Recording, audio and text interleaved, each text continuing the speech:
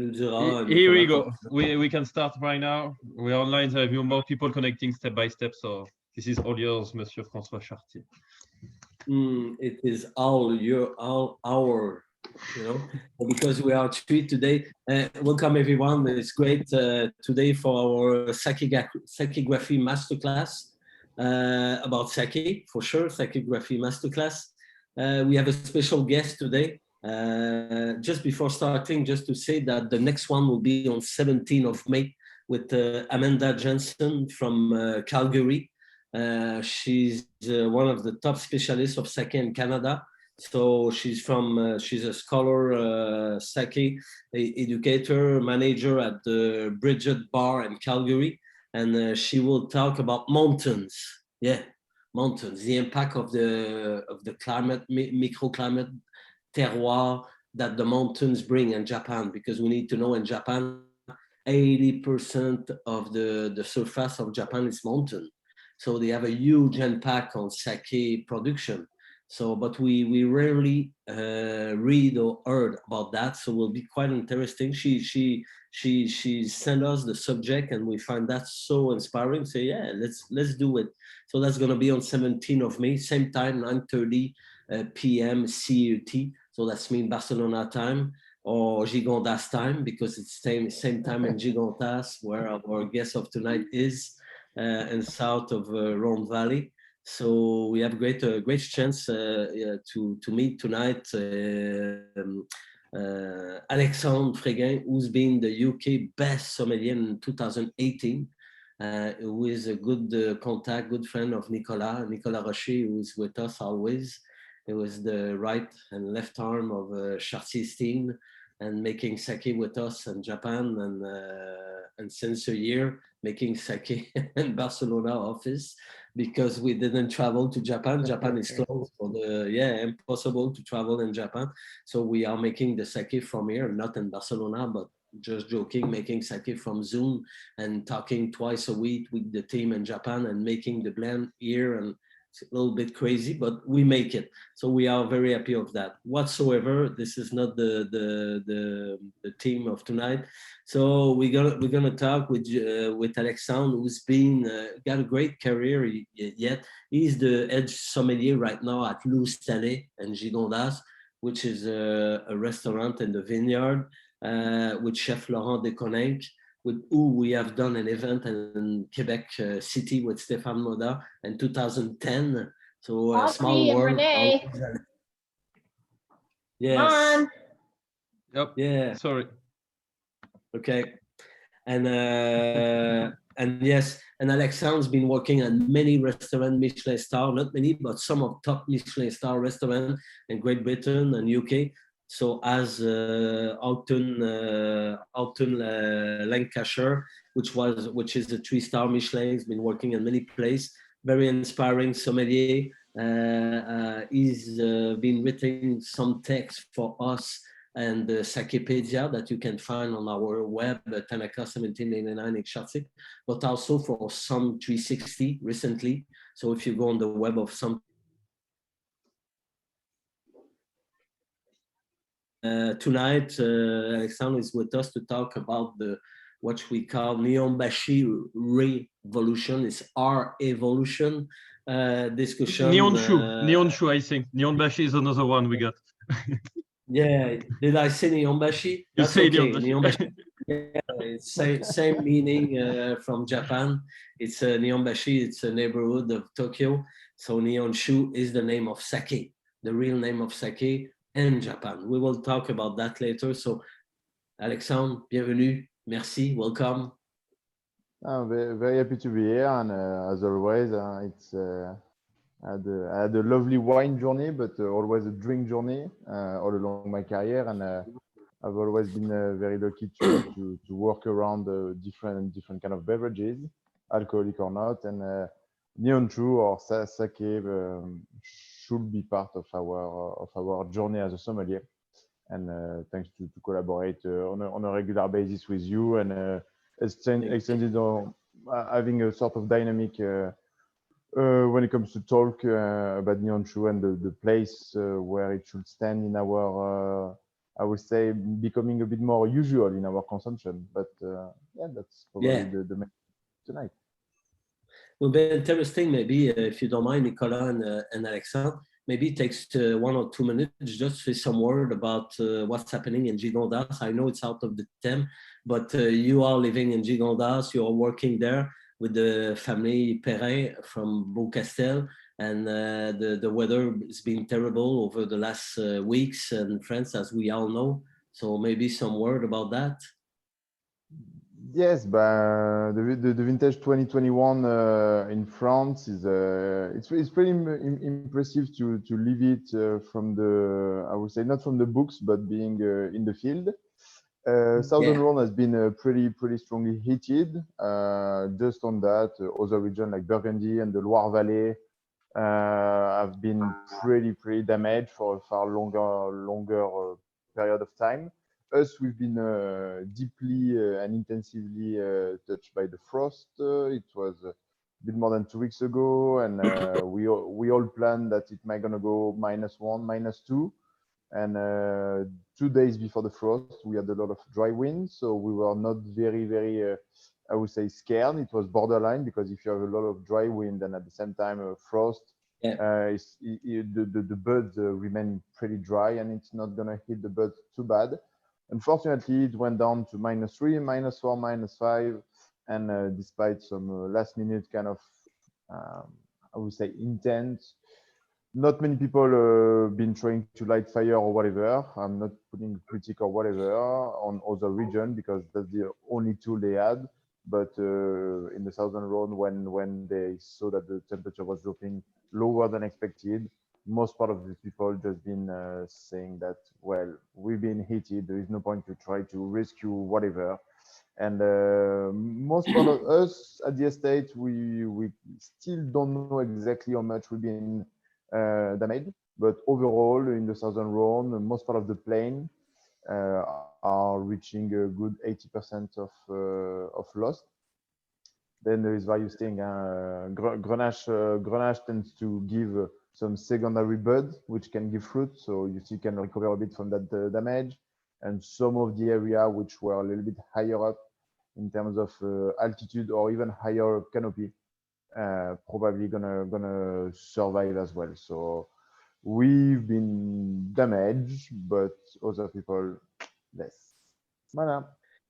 As you said, to start, it's always different to live it from the book and from the inside on the vine, on the land. It's always quite different, because just walking 1 kilometer further and will be quite different. So, in a situation of climate is so changing over days, over hours. So it's always interesting to live it from the inside. So thank you so much for the sharing. No worries. So yes, absolutely. So let's start talking about sake. You wanna start the discussion, Nicolas? Let's go. That's discussion. We're gonna make it a little bit in 2 parts. We were thinking about this. It's a little bit gonna be maybe the more philosophical discussion we're gonna have during this masterclass. We usually, as you say, we are talking about Shubo, we are talking about mountain, we are really precise. And today we want to be like 3 sommeliers, 3 wine lovers, and sharing about wine, as you just start, François, and coming to sake. So we got the idea to talk about how Nihonshu from Japan inspires the world, and how Japan inspires the world, but also the other way. We know it's quite new. Sake is not new thing, but how sake is coming in the world is quite new, and how also this world is inspiring Nihonshu, and how. So that's going to be like no proof. It's always philosophical what we are thinking. We are trying to plan also the future. So that's going to be a theme really interesting, and also to get the point of view of Alexandre Freguin about England and France, because we know England is a special market, even if it's in Europe. And I know, Alexandre, you got so much to say about this. So maybe just, Alexandre, you get a great introduction about Nihonshu. So just start, and then we're going to continue on it. Well, what I think about, first of all, you can always put historical fact or technical stuff or whatever, but I think what is very important also to see, if you want to develop the consumption, you need to look at figures. And I think consumption figures are very important to see to do a comparison as well. I think we need to play around our wine background, because we always need something to back up what we're going to say. And it's always, in a way, interesting to translate in terms, very technical terms, in other terms that we will understand a bit more. If we take wine and sake, what I found it very interesting is that sake, the production of sake in Japan is 10 times less important than wine in France. So that shows you, first of all, the impact. Even if it's a very cultural aspect, it's still not as developed as it will be for wine. Then, if we move forward, the consumption and local consumption, sake consumption in Japan tends to be lower as well. So this, in a way, could sound a little bit like a negative term, but if we look at the positive side and we carry on with the consumption aspect, it's growing. I think it's growing quite a lot. If we look at, for example, export over the past 2 years is around a good 30% increasing, and at the same time, it's even increasing even more in Europe. Knowing that US is the main market, Europe is growing, and it's even growing in terms of value if we look at France. So for when we take all this, when we see a country, we are French people, you know, we like France, we're doing France, and that's it. We see that we are valuing that product. Maybe the market in US will be a little bit more about lower value and larger market, larger mass production sake. So I think we can start drawing a little bit of a trend, and I think this is quite related also to the fact that sake is well supported. If we take the best example would be the Kura Master. I think when this has such a big impact, because we were talking about small niche for kind of geek, or I would say very, very in-depth connoisseur. But now we see that there is some trend, but some also ambassador. And when we pick up the big names, like we know them all now, but Xavier Tuisa, Paz Levinson, all those people, those very, very, very important wine people, are also becoming now ambassador, and they are speaking to a larger world. We're not just talking about a few little people who are crazy about sake. Over the last 5 years, I completely agree with you. Over the last 5 years, more or less, sake has had a huge support by sommelier community in the world, especially in Europe. So that's confirmed what you just said. The consumption is rising, especially in Europe, especially in France, mostly because of the sommelier pushing and the palace and the top restaurant. They are having sake on their wine list. So, and they know that the next consumer for sake, it seems that they will be the wine lover and the sommelier and the wine specialist and the chef, and you know, so it's one more thing. So it's very interesting. And so your numbers, your opening is quite linked to that. François, can I ask you your experience about it? We know your long story, and I'm so sorry to say it like this, but you're older than us, so we're gonna talk about experience on it. But you were in '95 for the World Contest Sommelier in Tokyo. So you live this moment. You know, did you expect, like, when you were in '95, you said, okay, sake gonna be all around the world in 2000 and 2005 is gonna be big. We're in 2020 and it just starts. In '95? What did you expect about this? No, we didn't expect nothing in 1995 about sake to be big in the world. But as between 1990 to 1995, I discovered sake in 1990, and I've been studying a lot on sake between those 5 years. So, and when I went to Japan the first time in 1995, was like, wow, the real discovery. So you want more as a sommelier. Whatsoever is your discovery. You go in Madeira, you go whatsoever you go in the world, in Switzerland, you know, you get so much inspired. So you talk a lot about that when you come back. But we never heard at that time that sake will become the next big thing. It's more or less 7, 8 years from now that we heard people starting talking that, oh, sake might be the next big thing in the drink business. This is quite new, but this is before, because sommelier, mostly like Olivier Poussier, Shinya Tazaki from Japan, Forbrac, and all those sommeliers, I've been talking about, not only, but been talking a lot about sake since 1995. So I think the impact of the world contest that was in Tokyo, that's why I discovered sake in 1990. That's one of the reasons. Main reason, because you study to go there, you say, okay, there will be, so, but all the sommelier, the best sommelier of the world of the 52 countries have been studying about that, because they know if they go to the world contest in Tokyo, they might know a little bit about sake before, in case there's, so there was an impact that show the impact of a contest in a country on sommelier, but on the domestic and a broad market of their own product. Now we talk about sake, we can talk about shushu, we can talk about Japanese food, will be linked also, you see.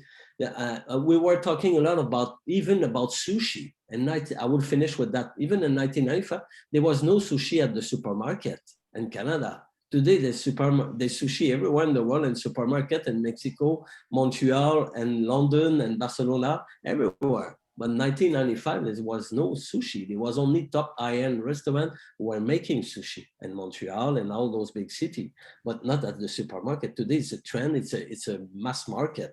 So sake will become more and more, not mass market, but the big things. It will come, that's for sure. It's already in, because of sommeliers like you guys also are pushing and helping people to understand with a new vocabulary linked to sake. This is very important. You've done a very interesting text, Alexandre, on Somm 360 and on the Sake Graphy, talking about the communication. So this is very important fact, how to communicate. Definitely, that's once again we can make a parallel. Just to get back on one thing, I think what puts sake also on the map and in the discussion is the really strong curiosity that we all have, because we know that for me, when you reach a certain level of curiosity, it's like being a kid. There is something that you don't know, but you want to go level 1, level 2, but level 10 in terms of depth. And at the same time, there is something that, because it's very philosophical and poetic, but there is also a business side. Me, what I realized is like I could bring up the experience of my guest anywhere I was working by bringing something new, not just for the sake of it and just say, look, oh, we're doing a cool thing, it's sake. I don't understand the label, you don't understand it, but it's cool. No, it was more than that. It was just saying, look, we're going to take you on a journey, and a journey is a travel, and you make 5 countries, 7 countries, but why not showcasing the best of each country? And I'm not saying that Japanese wine are not good, because I've tried quite a lot now, but what is the most linked in terms of DNA to that country? And when a chef is putting out a dish, we saw that Japanese influence is everywhere in terms of food. From the mass market to the 3 Michelin star, it's everywhere. There is not a single kitchen now where they are not playing with soil, with acidity, with fermentation, with a lot of things. It's there. So why not going that direction and trying to stay as close as possible in terms of matching? So I think it's there. Yeah, absolutely. And you talk about Japanese influence on the world gastronomy scene is so huge over the last 30 years. Even if you go back in time with El Muri, who was on the top, Ferran was so inspired by Japanese. But then the Roca brother, Noma, all the top chefs has so much inspiration from Japanese cuisine. So it's not that they are making Japanese cuisine. Yeah. So sake is linked to this purity, quality, and that's why there's someone asking a question: why is that sake is getting big appreciation for wine expert? Because of the originality, singularity of the project, for sure, which is completely linked to the DNA of Japan, what you just said, and linked to the high quality and the versatility of matching with food is amazing. You can talk about that. You experience a lot about matching sake with food. It is amazing versatility. I think I've discussed about this also with Nicolas, and if I may say, I was using the term of wild card, and that is something that I found incredible, because sometimes we are stuck in our shame, and maybe when you're going to serve a wine pairing with 7, with 8, with 9 glasses, you need to break the rhythm. 9 wines, it could be challenging. If you break the rhythm with something, I would say, out there, you're going to catch the attention again. So that is always a plus. But also, sometimes we are so stuck in that I think that we are making wine we are trying to serve a wine, and we're just going to throw that wine to fail, rather than a sake could just triumph and be exceptional. It's like if you paint, you don't have one color. You unless you do black and white, but it will be a bit challenging. If you are painting, more color you have, I would say brighter will be your, not better, but brighter will be your painting. And I think it's a bit the same what's happening now. And when we have those tools, they are very difficult, but the wine experts also are developing a curiosity, because they are also developing a curiosity in terms of taste, in terms of tasting, and in terms of skill, because you're trying to masterize and mastermind something that you are not, I would say, preconditioned to approach and to be dealing with on a daily basis in our old Europe wine culture, I would say. It's very different in Asia or American/UK.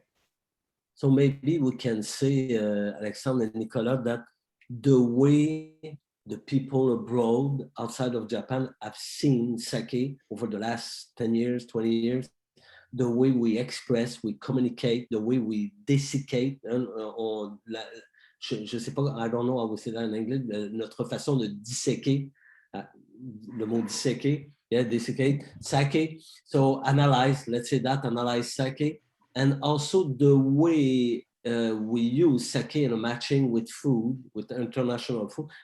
All of that should have an impact in Japan and their own way of seeing their own product and the production of sake, I think.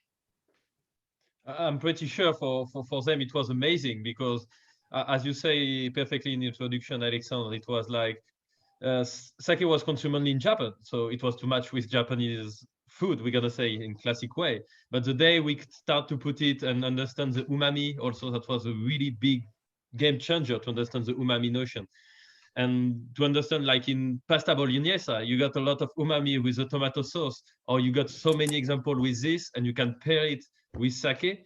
At this moment, I think also for Japanese people, it was like a big, okay, I'm not making just sake for sushi. And like we know the traditions of purity, we talked with Xavier Tuiza a few months ago about this, about matching in Japan, the way this is a matching also. It's more to match with the sushi, but you don't need a long aftertaste. And that was quite interesting for sure, this impact for them. That's why the same of, I think, of this conversation is what we're going to say in a way is going to go back to the other way, because we are learning, and the biggest change about this.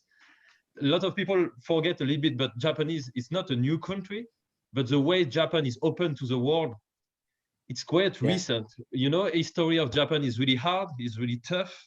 We're not going to make a high story class today, but you know, they nearly opened in 74, like really the border, there's the Second World War, the sake production was falling down, as you say, Alexandre. Okinawa Island, it was like American 45 years, 50 years ago. So now how they open to the world and how they catching this, and they are like sponge, they're amazing sponges, like Japanese people, they're both sponges. So that's going to be a big change in the future for sure. No, definitely, and I think it's a vice versa relationship, but traditionally, and I've not been to Japan, but I think I came across many, and I had many discussions with Japanese people. You see a kind of like shyness slash, I would say they're pretty close to in the first place. So that's traditionally that they're not. it's not a bright solar Mediterranean culture. It's completely the opposite. So when it comes to drinks and sharing the drinks, you probably gonna have a first the first approach to that seems to be like already a barrier. And we feel it also in the Kura, where there's a lot of Kura creating in Europe right now. Let's see, it's 5 years.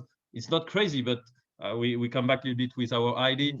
10 years ago, if you say, oh, you got 2 Kura sake in Spain, whoa, that was crazy. Now there is 2 Kura, there is 2 in France also.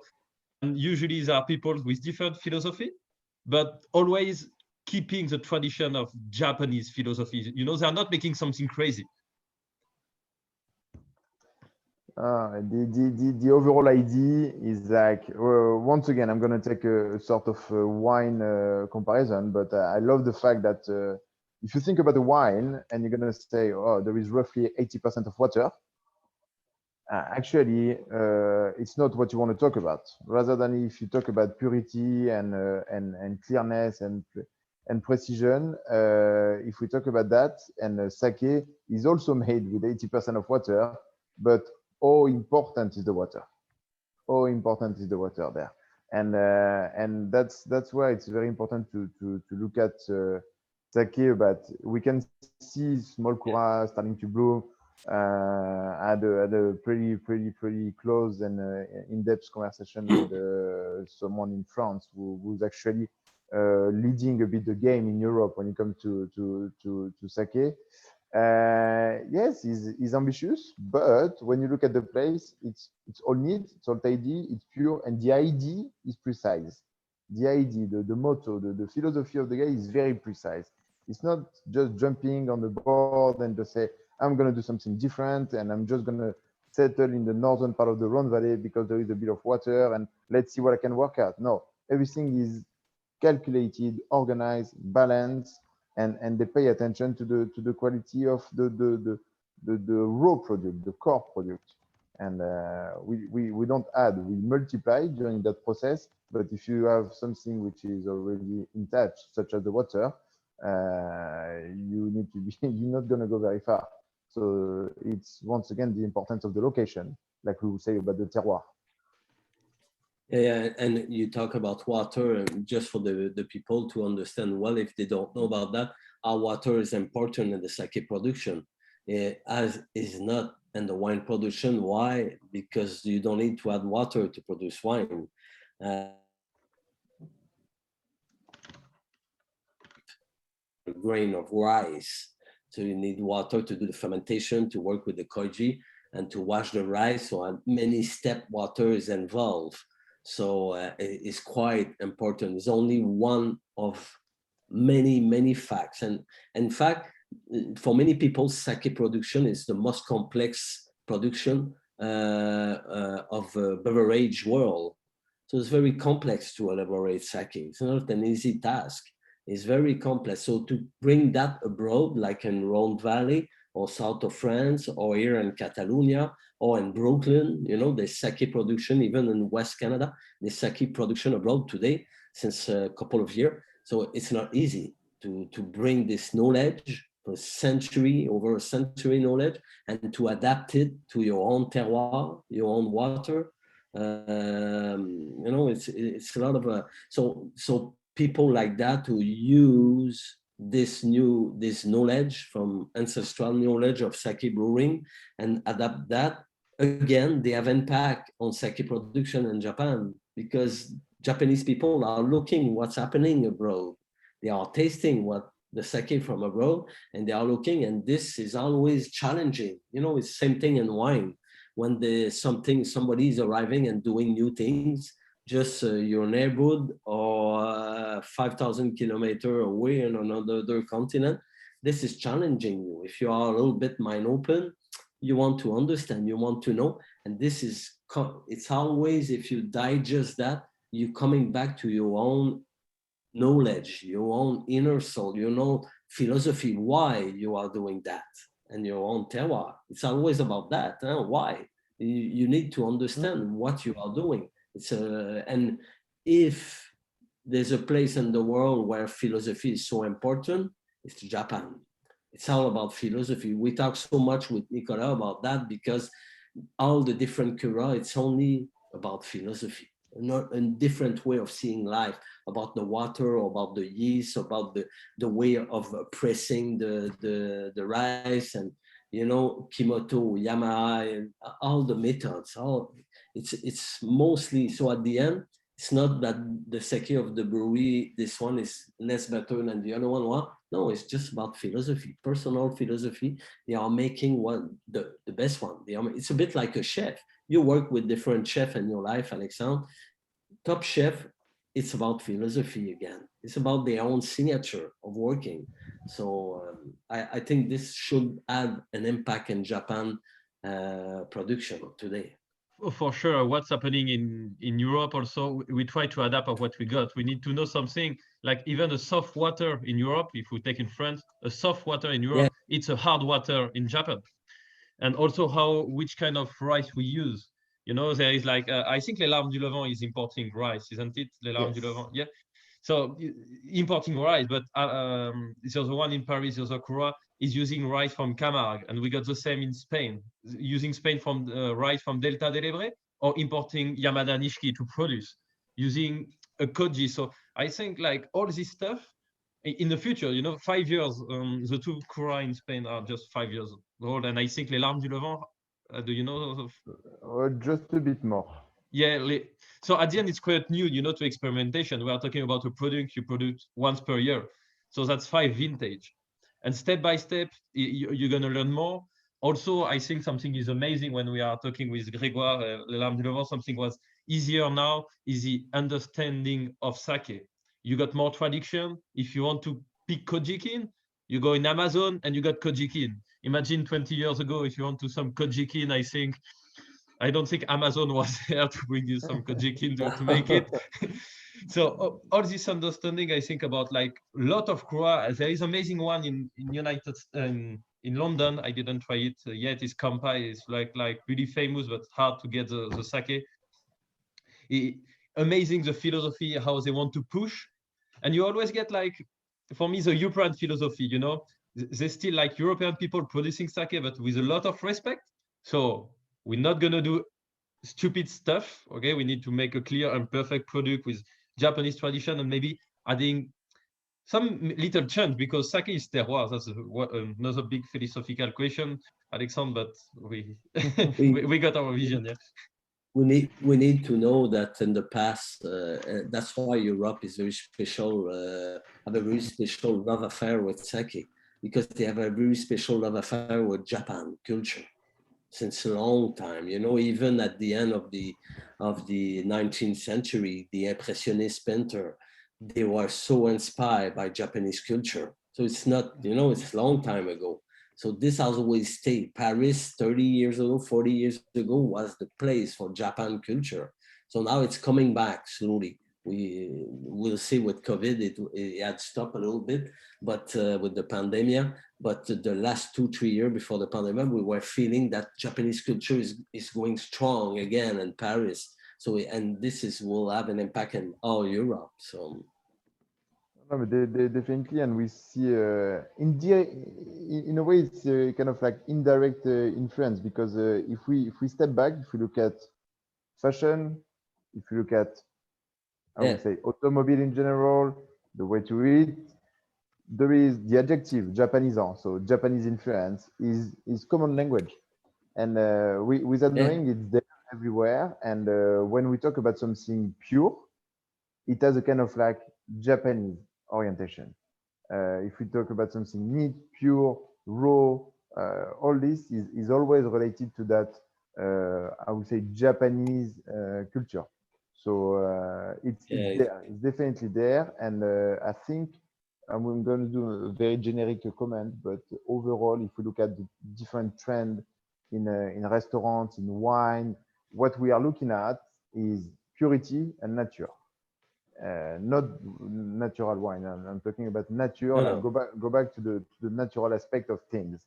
And in a way, if you are making a product based on multiple facts, but water, mountains, terroir, and with a low intervention, and the clearer expression in your glass, we can take sake as one of the best examples.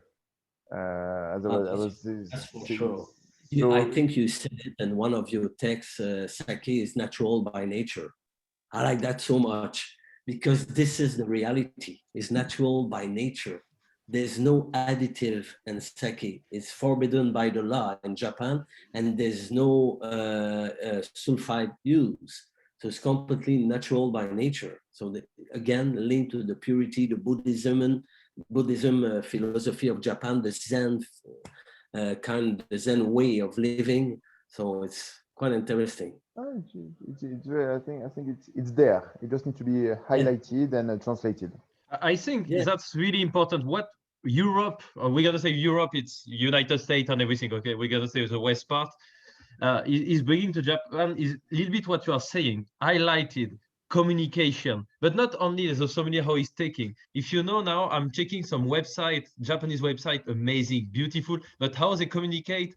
If you take all the website, for example, Les Larmes du Levant, how they communicate, it's beautiful. How they explain the sake, it's clear, and how they express also, you understand easily. If you go in traditional Japanese website, of course, the language is different, but more and more, they are making translation of the website. They are more approachable. They are more educative also. And there is another way, pushing on this way. And what you say, just highlight. You got everything. Now you need to open to the world. You need, of course, we are philosophical, please, people listening, not all the world is perfect what I'm using. So they are opening to the world. And that's the key, as you say. If you say, as you say, natural by nature, or all this stuff for people is so easy and impactful. I think it's moving. We are leaving a bit the area now of the overly technical, and it's moving slowly. And the interest, and it's sometimes we're gonna say, oh, it takes time to understand sake, and you need to have 10, 15 years of experience of wine, then moving to sake and all of that. Yeah, I keep saying, you know, if you are 20 years old, you see a bottle, buy it, open it, taste it, and see how you feel. And you might not gonna like it first, but you might gonna like the second one. And we keep saying in a restaurant that we are giving position to sommelier too young and too much responsibility. We never made a mistake. Just give them those positions, try something new. And I think at the end of the day, it's better to try something which is not going to work than being sure that something is working and in fact it's not. So that's why I think also for the drinkers in general, sake has a very strong interest. The drinker of today, especially the millennial, are looking for two things. I've said that many times, but this is reality. They are looking for new experiences and for storytelling. And about those two facts, Japan sake is amazing because there's so many kind of sake on the market. So it's bringing new experience to the consumer of wine and amazing storytelling because there's many stories around the different cura, the brewery, and there's the overall story of Japanese culture linked to sake production over so many years. So it's very inspiring because it's fun for sommelier to share about that, this information. So, and as Nicolas said, and also you had said, there's more and more sake brewery are taking the direction of talking about their sake like they are talking about wine. They're playing the game of terroir, you know, of talking the same way, using the same word as we are analyzing a wine, talking about matching sake and food with not only Japanese food, but world food. So, which from France, India, from all over the world. So different situation. So this has changed, and this has been, I think, the challenge. They've been challenged, the Japanese brewery, by us, by the people from abroad, by the sommelier from abroad, by Les Larmes du Levant and all those sake producer abroad. So I think it's only positive now for the future of sake. And maybe that's a quite strange parallel I'm going to make, but I just think about this. Remember me a little bit Languedoc-Roussillon in wine industry a few years ago. You know, it was producing a lot, and a lot of people say there is not a lot of quality. but it's bad and everything. And now Languedoc-Roussillon is quite high hand and is amazing. And I want to make an homage now to a sad news a few days ago about like Roche des Pères. But it's like Japanese sake was bad value, bad way. And they say, okay, we need to push our quality, get higher, and also maybe not be more careful, but in a way, we are going to produce our own rice. We're going to communicate well, and we're going to go up.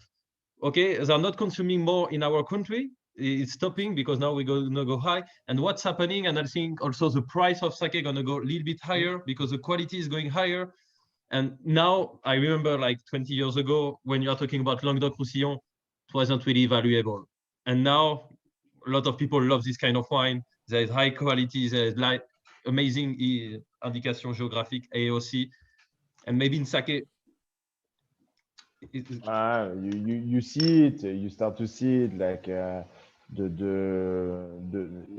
on the marketing side. You see the bottle shape, the label, the design of the label, the back label are translated. The important information are location, rice, style. You've got all of that, and it's getting there.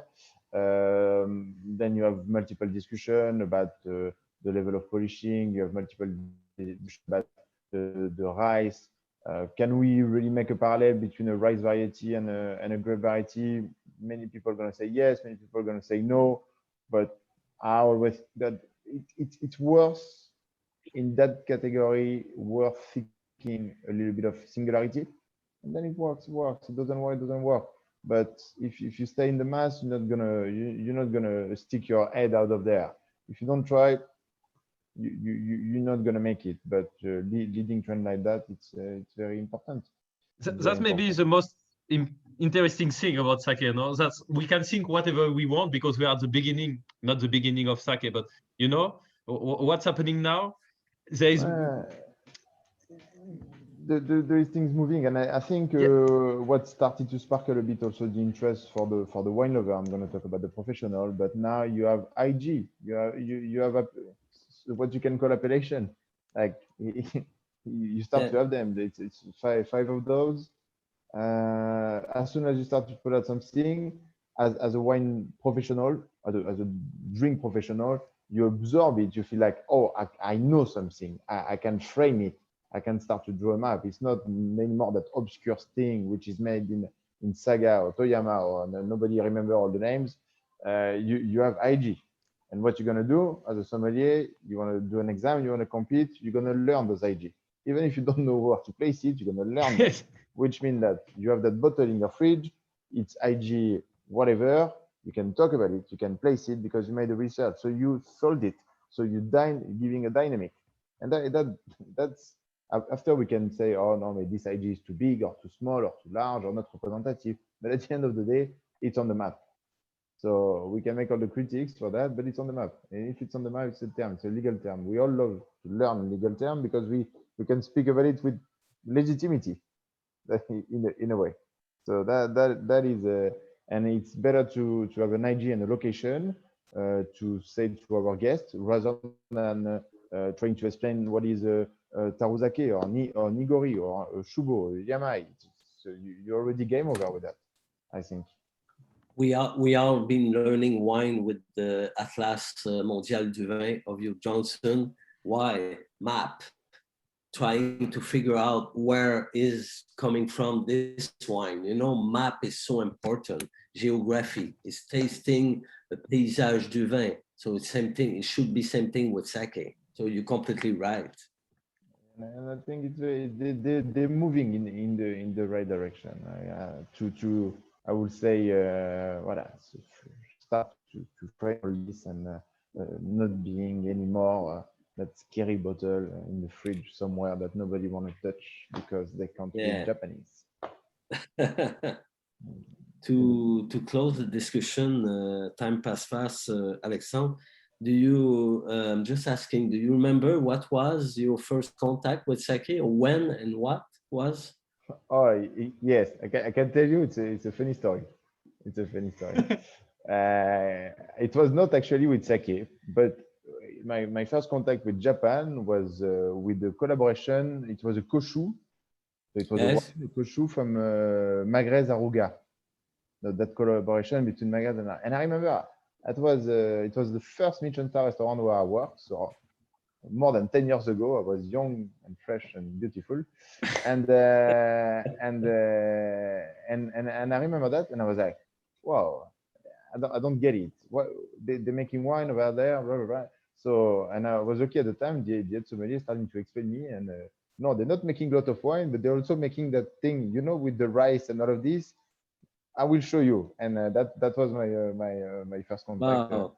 Technically, and then it even can move to the end of the discussion and the next part, but I really got into when I was in UK with the kind of, it was the boom of the umeshu, and I remember I was working in a very, very small village, but in the 2 Michelin star we had the umeshu akashitai, and Wow. we used to serve that with cheese. And people were insane. They were crazy about that. Even a shop in the village bought those bottles to sell them to the customer. I think we should have done that. We would have made a lot of money. But they were crazy about that. About that sweetness, that plummy kind of thing, and that was amazing. And smart enough, we had a plum chutney, and game over. That's game over. Plum and plum, everybody's happy. And maybe us, we're not going to be crazy about that, but when you are talking to, you need to always think that you are looking after your customer. It's not you, it's the customer before everything. Exactly. You need to make them happy as possible and make them travel. And then this worked. That was blue cheese, plum and plum. That works.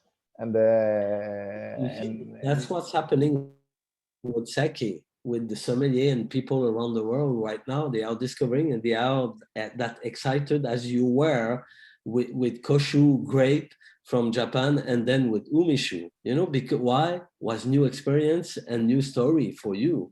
And that's what it is. We all the same, huh? At the end, we all looking for that to be, wow, just impressed by the taste, by something that's bringing you completely on another world. Yeah. Oh, it needs to be simple. Like we are all impressed with new discovery and the potassium and the magnesium and the iron rich and all of that. We love that, but you never get to this point with our guests. Or you want to grow interest. You stay at a fun level of the discovery and the travel. That's it. And I think it works. And do you think it could work in France also? You're gonna have the same philosophy between England and France. Now you came back in France since well, a little bit less than a year. Yeah. And well, I have to say that I left France for 6 years in 2 different periods, but I found it France. I was a bit scared to say that I'm gonna have to give up on my exotic drinks. And in fact, I think that France has stepped up a lot more than what I thought. And I see more and more wine from abroad. Like even over the weekend, I drank South Africa, Spain, US, Hungary. I passed by Paris. I went into the wine shop, and they had an immense selection of wine from abroad, whiskey, sake. They had the top of the game. This is not the France I left, because I remember before it was more like, oh, what is that? What is that thing there? Like it is not Pomar or Saint-Estèphe. I don't understand. No, I'm making a bit of a cliche, but we knew the way. And now you see that people are growing interest, and all those kind of little quirky cafe, trendy places, and all of that. Even if they know half of the story of sake, there is a bottle there. And it's there, and they're going to serve it to you, and you're going to like it, because it's more likely that we see. And I saw that there is even more supplier, some pretty good supplier in France with a very precise selection, paying attention to the temperature of conservation, to the glassware. Like there is that kind of specialist trend and an invitation to travel. And I even think that it's going to be even more with the period that we are living now, by not being able to travel as we want. The travel would have to be in the glass. I think it's very, very important. And France will probably embrace it. Maybe the only downside I would say that between France and England, the quantity of beverage swallowed during a lunch or a dinner is not the same. So you have less opportunity to sell a bottle of sake or a glass of sake. You have less occasion, but if you're a good football player, you can score all the time. So you're gonna be the best sake sailor in all Rhone Valley. We're gonna give you the title. Well, if you sell one glass, you're already the best. Yeah. Yeah, but you are the first scorer. You know. So next time we will go in Gigondas, we will be able to find sake. Hopefully, I'm gonna make something happen, even if I have to take it from my cellar. Great. Any sake whatsoever, it's not the problem. Just a pleasure. Thank you so much, Alexandre. We can talk for hours like that. There's so many things linked to all we are discovering, to our work, linked to Japan and to the world. So thank you so much for taking your time after your big day of work. Well, no, it was easy day today. Don't worry. It's good. It's good. Yeah. No, I hope you will not have fire to light this night. So no. I'm gonna switch off the light and sleep. So have a good sleep and see you soon, Alexandre. Thank you again for everything, and I hope we can meet in Gigondas soon, and also in Japan. Yes, of course. It's been a pleasure. As always, I'm learning a lot also with you guys. So keep going and carry on the good work. Same. Arigato gozaimasu. Doitashimaste. Allez. Ciao. Bye bye. Merci à tous.